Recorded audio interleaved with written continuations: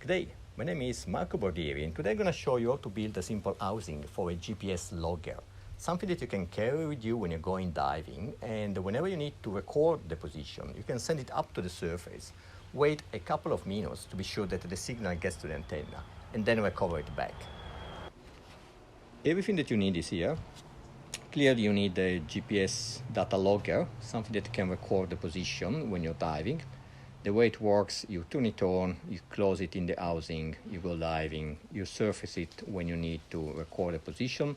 Clearly it only works when it's near the surface. I've done some tests and it works, I would say, in the first 5 centimeters of water.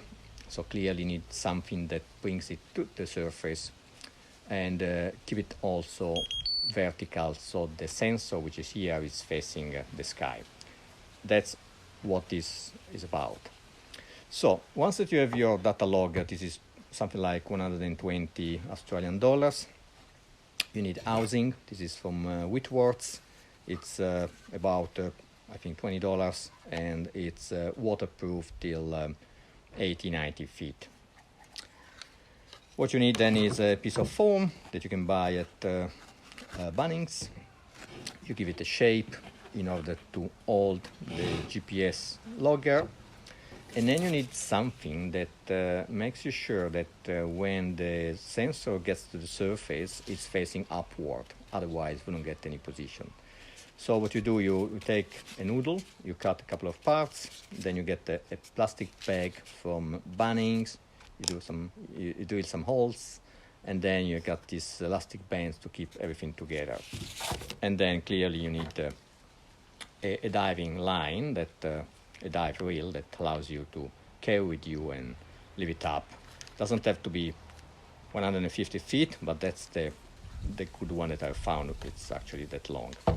So basically what you do when you start your dive, you turn it on, you make sure that your memory card is inside, obviously. You close it, now it's sealed, and then you attach it to your support. In the back, here is work in progress. What you do, you build kind of a guide, kind of a groove, in order to be sure that it stays in position when the peg is on.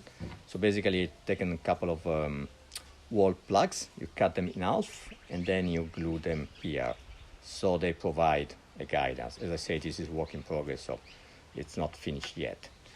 What you do, you just put this in place, into the groove. Then all you need to do is basically to connect your line. And here we go. So when you're diving with this, it's more or less neutral.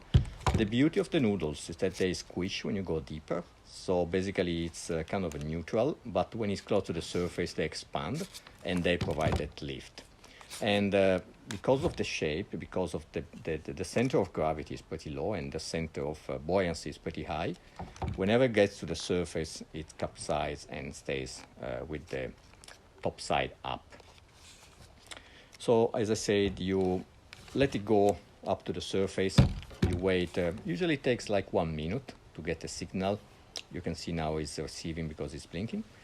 And in the meantime, you give a look around, and then you just recover it back and you keep going. It's, as I said, it's pretty neutral in the water. As a matter of fact, so many times when I'm diving, I have to check it's still with me, because I attach it to my BCD and it stays a little bit above my shoulder. So really you can't feel it. And that's it. Thank you for watching.